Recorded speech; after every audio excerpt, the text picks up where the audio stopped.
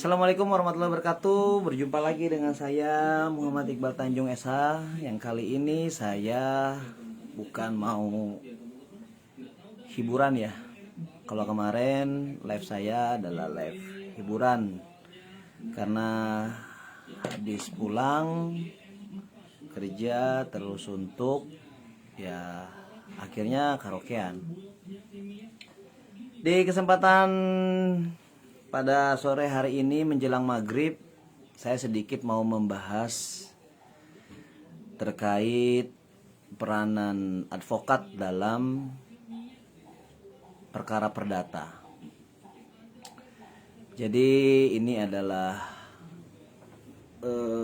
konten edukasi dan berbagi aja, sharing mungkin gitu ya kan, sama teman-teman advokat atau mungkin masyarakat yang memang lagi punya permasalahan terkait kasus perdata. Nah, di dalam kesempatan kali ini saya mau sedikit menjelaskan, gak banyak lah, karena mau maghrib ya. Jadi singkat aja.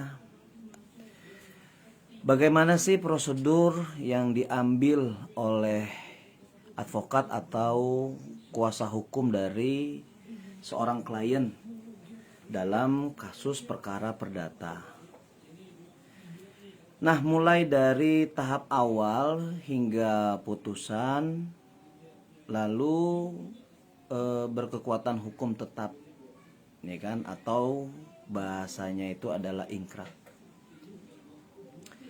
Langkah pertama, kalau saya sebagai kuasa hukum gitu ya kan, tahap pertama itu saya akan menjelaskan kepada klien saya,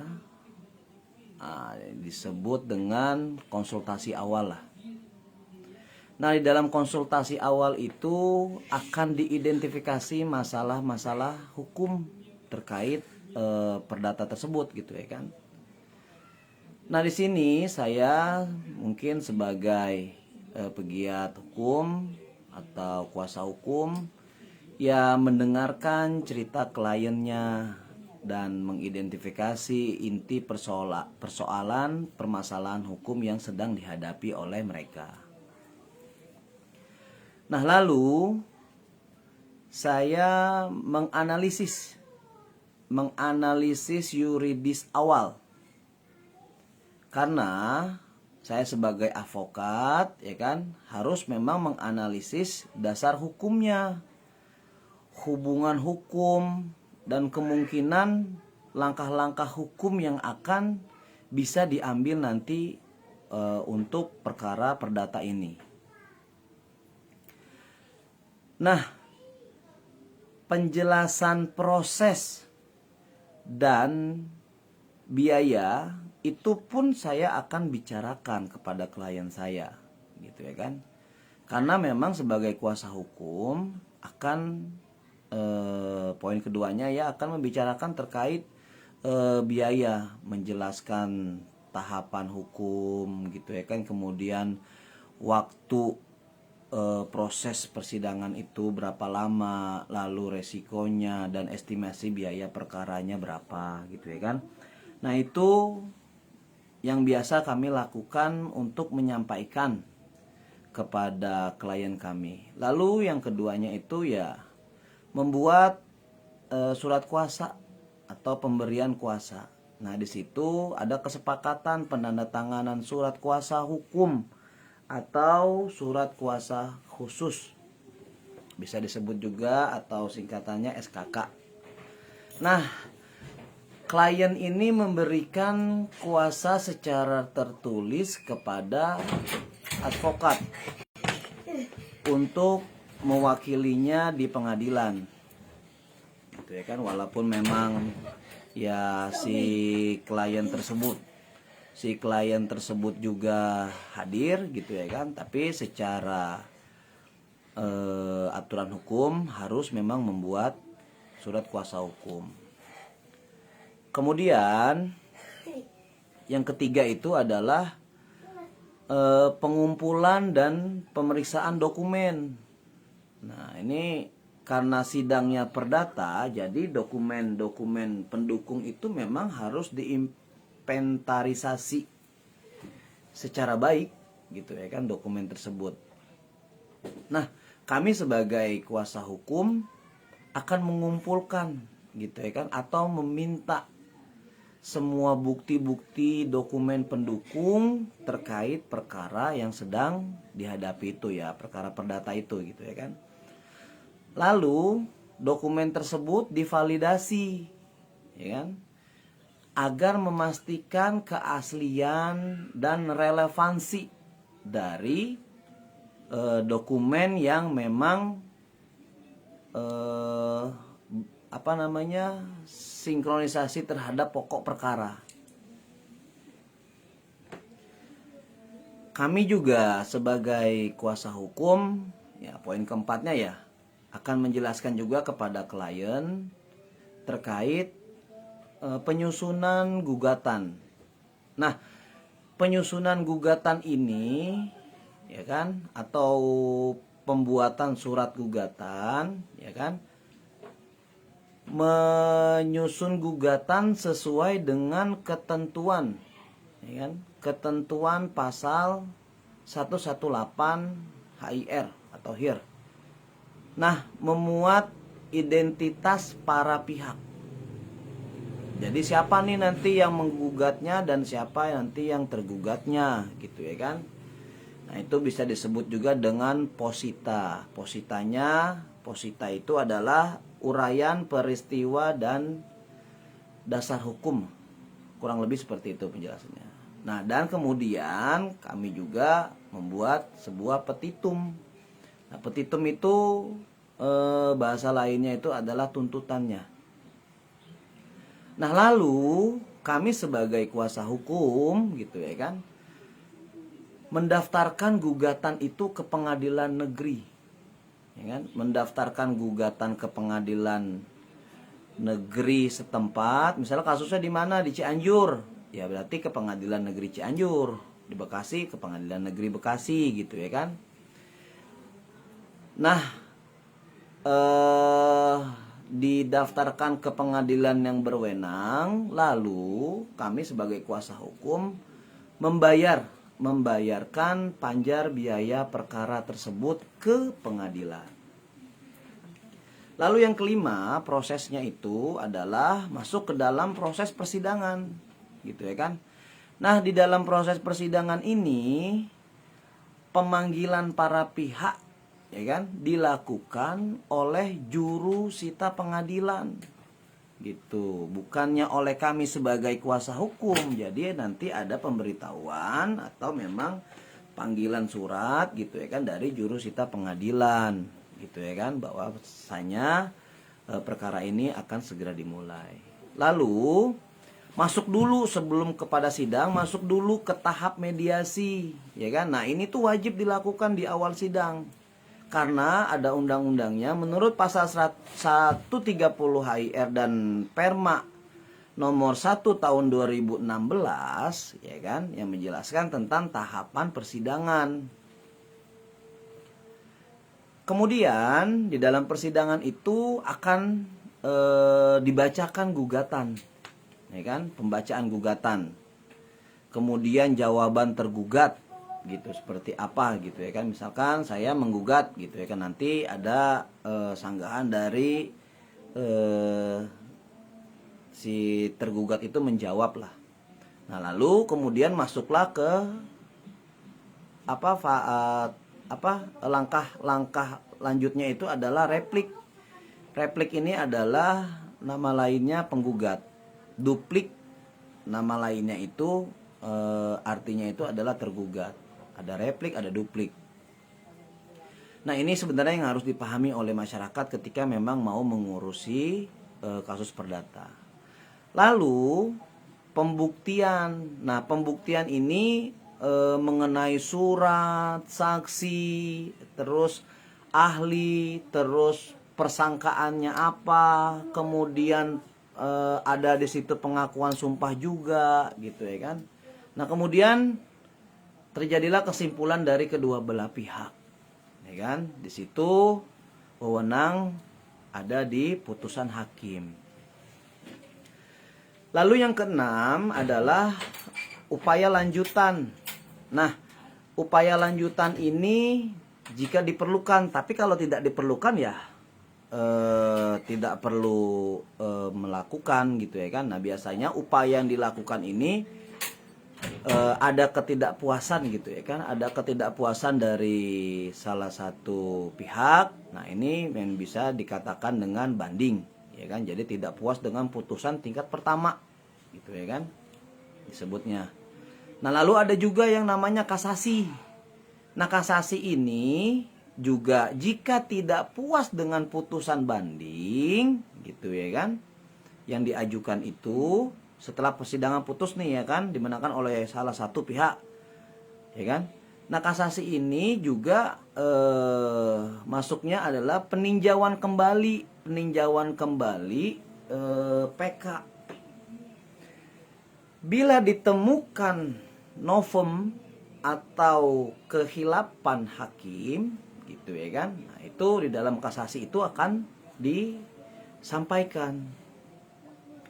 Lalu yang ketujuhnya itu poin ketujuhnya itu tahap ketujuhnya itu adalah eksekusi putusan gitu. Si permohonan eksekusi jika putusan sudah ingkrah dan salah satu pihak itu kalah, kemudian tidak menjalankan putusan secara sukarela di situ gitu ya kan.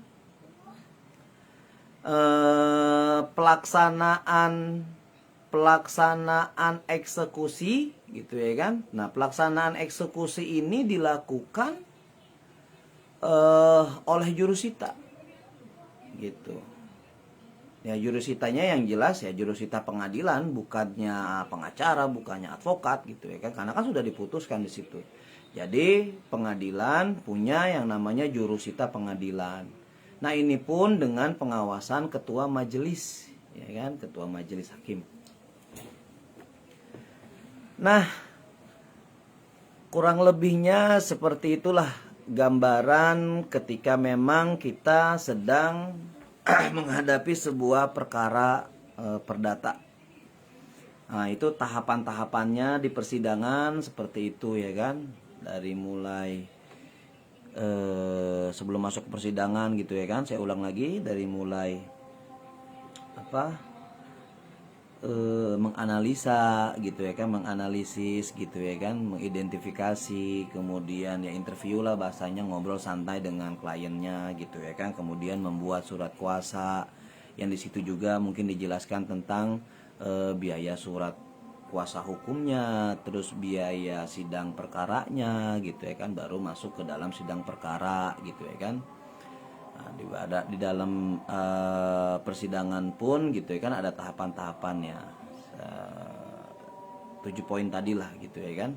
Nah, kalaupun memang salah satu pihak memang tidak merasa puas, ya dia bisa mengajukan gugatan kembali banding gitu ya kan. Lalu bisa juga mengajukan kasasi. Tapi namun ketika memang tetap kalah di situ, ya pengadilan akan mengirimkan jurusita. Nah, jurusitanya itu ya tetap dalam pengawasan. Dan kami sebagai kuasa hukum pun ya tetap mendampingi sampai dengan selesai. Gitu. Misalkan contohlah, kasus sederhananya itu adalah misalkan gadai. Saya menggadaikan rumah gitu ya kan. Nah, kemudian saya membuat surat pernyataan gitu kepada orang tersebut, apabila dalam waktu sekian gitu ya kan saya tidak bisa membayar gitu ya kan, dengan ada sebuah jaminan juga, mungkin sertifikat atau apapun lah gitu ya kan, yang memang disepakati bersama. Nah, di situ tidak sesuai dengan kesepakatan awal. Nah, biasanya terjadi persoalan perdata itu seperti itu gitu ya kan, yang akhirnya si pihak yang penerima gadai itu mengajukan gugatan gitu ya kan, karena mungkin dari pihak si penggadai itu tidak ada etikat baik gitu ya kan, kemudian tidak kooperatif, hanya menjanjikan waktu saja gitu ya kan, tapi tidak ada penyelesaiannya dengan kesepakatan waktu yang sudah ditentukan juga gitu ya kan. Ya sehingga ya mengambil langkahnya itu di pengadilan gitu ya kan. Nah, kami juga sebagai kuasa hukum pun mungkin bisa memberikan somasi pertama, somasi kedua gitu ya kan. Ini ada penyelesaian atau tidak gitu ya kan, secara prosedural kuasa hukum seperti itu. Lalu somasi ketiga, kalaupun memang tidak ada penyelesaian ya udah berarti naik ke persidangan. Jadi nanti di situ digelar perkaranya ya kan, permasalahannya semuanya diungkapkan di situ. Di situ juga ada ada saksi gitu ya kan, ada dokumen-dokumen pendukung. Ini penting loh, karena kalau sidang perdata itu ya kan, yang dipentingkan itu adalah dokumen-dokumennya, dokumen-dokumen pendukungnya. Baru yang kedua itu saksi gitu ya kan, untuk menguatkan gitu ya kan. Beda halnya dengan pidana gitu kan. Kalau pidana itu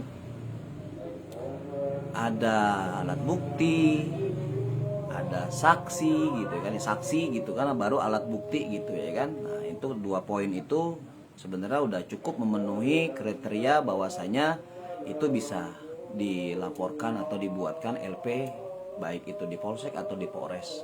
Seperti itulah kurang lebihnya. Nah, di kesempatan sore hari ini kebetulan juga udah azan ya. Saya cukupkan sekian terkait memang proses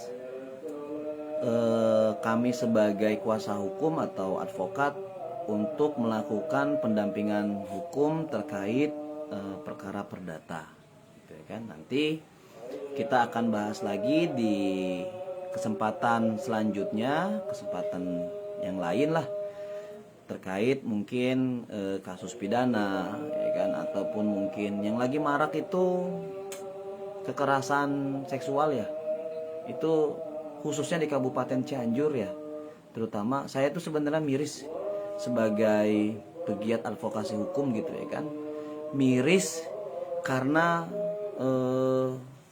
narkoba meningkat gitu ya kan. Kemudian kasus-kasus terhadap kekerasan perempuan juga meningkat gitu ya kan. Yang memang notabennya itu kebanyakan anak-anak di bawah umur ya, untuk kalau kekerasan seksual gitu ya kan. Dan kalau narkoba itu pun ya masih anak-anak muda juga lah yang memang terjerumus gitu ya kan.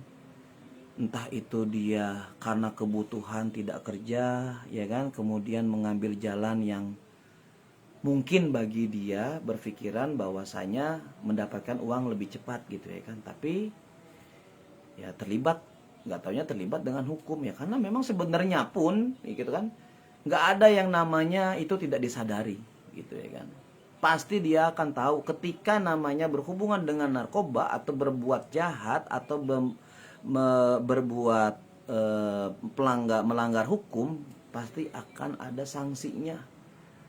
Karena apa? Karena kita juga sebagai manusia, sebagai masyarakat Indonesia dilindungi oleh yang namanya undang-undang. Jadi kalau ada bahasa undang-undang itu hanya untuk orang-orang yang kaya saja gitu ya kan. Oh, itu salah besar sebenarnya. Kami dan tim gitu ya kan banyak melakukan hal-hal yang memang ketika memang ada keluarga yang memang tidak mampu dan butuh bantuan atau pendampingan hukum, itu kami akan lakukan di situ. Dan jika memang ada yang butuh gitu ya kan pendampingan atau penyelesaian dalam kasus rumah tangga ya kan, atau memang perkara perceraian, bisa juga melalui kami gitu ya kan. Kami akan melakukan pendampingan hukum untuk perceraian gitu ya kan. Dan akan disampaikan juga seperti halnya perkara perdata lah, akan disampaikan juga gitu ya kan, berapa biaya untuk persidangan perceraian, kemudian nanti langkah-langkahnya seperti apa, ada mediasi antara kedua belah pihak gitu ya kan. Biasanya kalau sidang perceraian ya, yang pertama itu mediasi kedua belah pihak gitu ya kan, terus kemudian yang keduanya itu pemanggilan saksi gitu ya kan, sampai halnya kepada keputusan. Nah, jadi kalaupun memang ada masyarakat khususnya di Kabupaten Cianjur, baik di Cianjur Kota ataupun mungkin di semua kecamatan lah, sampai ke Pagelaran gitu ya kan, kalaupun memang ada kasus-kasus untuk perceraian, silakan bisa hubungin saya. Silakan bisa hubungin saya, japri saya juga boleh, atau memang mau mencatat nomor saya juga boleh di 0813 8556 0018 ya kan. Nah, bisa hubungin saya, nanti bisa langsung konsultasi. Konsultasi itu biasanya gratis ya kan, tidak dipungut biaya sama sekali. Cuman saya hari ini mendengar bahwasanya banyak di daerah Pagelaran itu surat perceraian palsu. Nah, ini oknum nih, oknum yang tidak bertanggung jawab ya kan. Mungkin yang mengaku dia sebagai advokat, pengacara atau lain sebagainya gitu ya kan, sehingga si klien itu percaya saja, sudah mengeluarkan uang untuk biaya sidang gitu ya kan. Ternyata setelah dicek bahwasanya akte cerainya itu palsu. Nah, jangan sampai terjadi seperti itu ya. Sayang, kita sudah mengeluarkan uang yang tadinya mungkin untuk mengaktivitaskan waktu ya kan, sehingga menggunakan PH atau pengacara gitu ya kan, ini malah jadinya ketipu ya kan. Jangan sampailah seperti itu. Jadi pilihlah gitu ya kan. Dan biasanya kami kalau perkara-perkara pendampingan hukum seperti itu, nah surat kuasa kami itu langsung kami daftarkan. Kalau pidana ya, kalau pidana itu biasanya surat kuasa itu kami langsung daftarkan ke pengadilan negeri. Jadi ada stempel pengadilan negeri. Nah, kami itu sudah siap menyiapkan diri bahwasanya ketika memang perkaranya pidana gitu ya kan, kami sudah siap akan menemani sampai dengan selesai dan divonis kalau bersalah. Mungkin kalau memang tidak bersalah mungkin ya dibebaskan ya, itu kan tergantung nanti pembahasan atau pokok perkaranya nanti di persidangan. Oke, cukup sekian dan terima kasih. Semoga di sore hari ini memberikan manfaat untuk banyak masyarakat di Kabupaten Cianjur khususnya, ataupun di luar kota boleh gitu ya kan, bisa hubungi kami juga. Dan kami juga tidak membatasi gitu ya kan, mau di Bandung, mau di Jakarta, mau di Bekasi, mau di Kalimantan, wah pokoknya mau kemana aja silakan, nggak apa-apa. Kami akan melakukan pendampingan hukum ya kan, yang memang yang kami maksimalkan yang terbaik lah untuk klien kami. Oke, cukup sekian. Sebelumnya saksikan terus konten-konten saya dan jangan lupa di komen. Nanti saya akan jawab dengan diskusi kita, boleh di situ ya kan. Jangan lupa di like juga, kalau memang bermanfaat silahkan dibagikan. Terima kasih untuk hari ini. Saya tutup dengan salam kebaikan dan salam yang paling luar biasa, yaitu Assalamualaikum warahmatullahi wabarakatuh. Sukses semua buat teman-teman, buat masyarakat Cianjur, dan selalu cerdas dalam memilih lawyer atau advokat atau pendamping hukum ya. Jangan sampai hanya sebatas diduitkan lah, amit-amit lah ya.